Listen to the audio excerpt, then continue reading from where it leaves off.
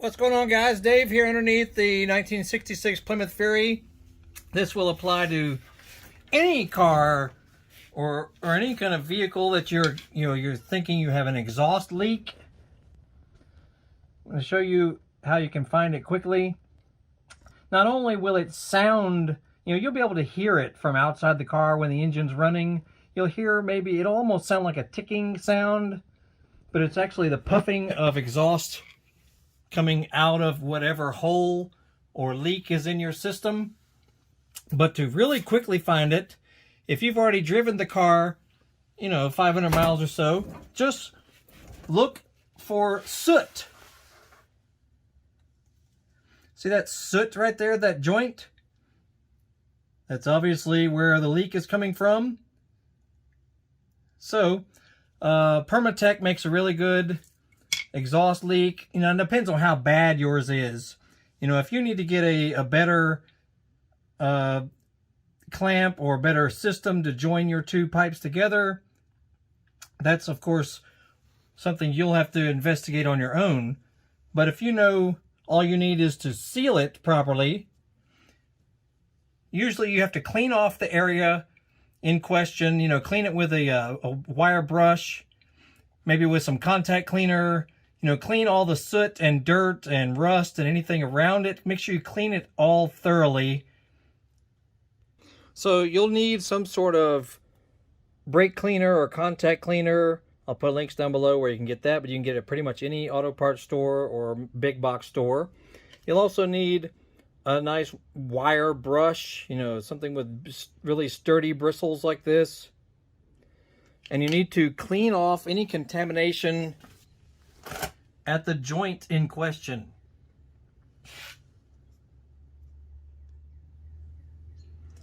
So we have to clean all that off in there, before and after that clamp. And do this with the engine completely cold. The exhaust needs to be cold as well. So, just clean it thoroughly. Use whatever method you have. And then you'll move on to the next step. All right, so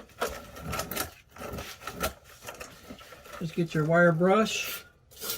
Now, I'll go ahead and confess, I already put some exhaust, sealant on here, but I did not do it properly. That's why it did not stay on very long. So the issues are, make sure you do it with a cold exhaust. Clean everything thoroughly beforehand.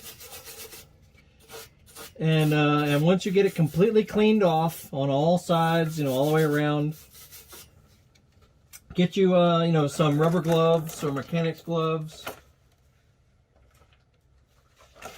And the stuff.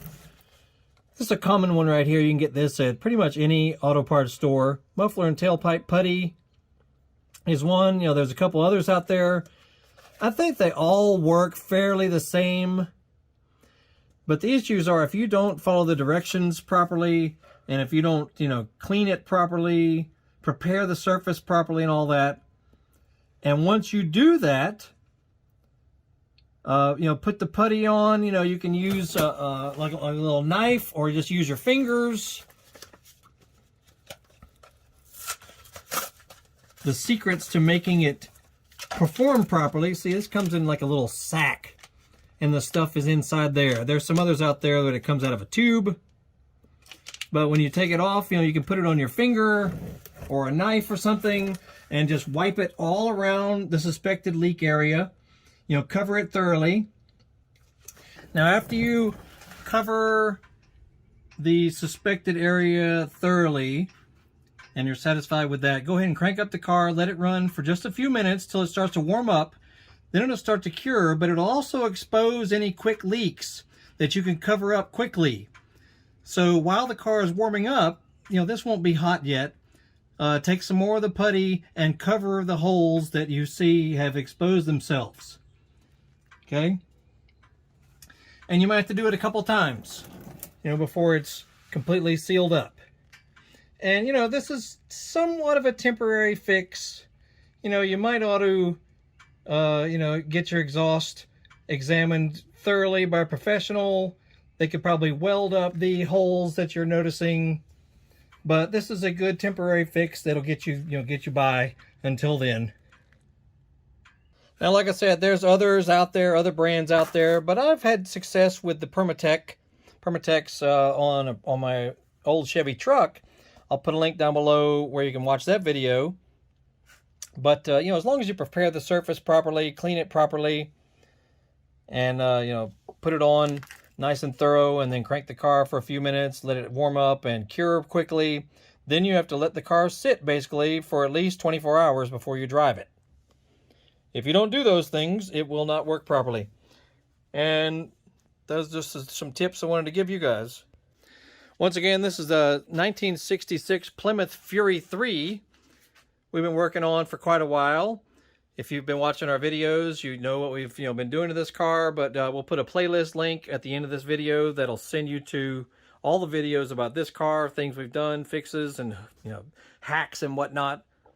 But we also have hundreds of other videos that could help you in cars, motorcycles, dirt bikes, ATVs, scooters, mini bikes, all kinds of stuff, basically stuff around the house even. So if you if you look through the all videos link, that'll send you to every video we've ever made, almost 1,600 videos in the past 10 years or so, and you can see our social media links in the description of the video, as well as our eBay store, Amazon store, where we sell motorcycle related parts and specialty tools. So check all that out. And if any of our videos help you, make sure you click the thanks button underneath the video and send us a donation. We always appreciate that. Same with any video on YouTube.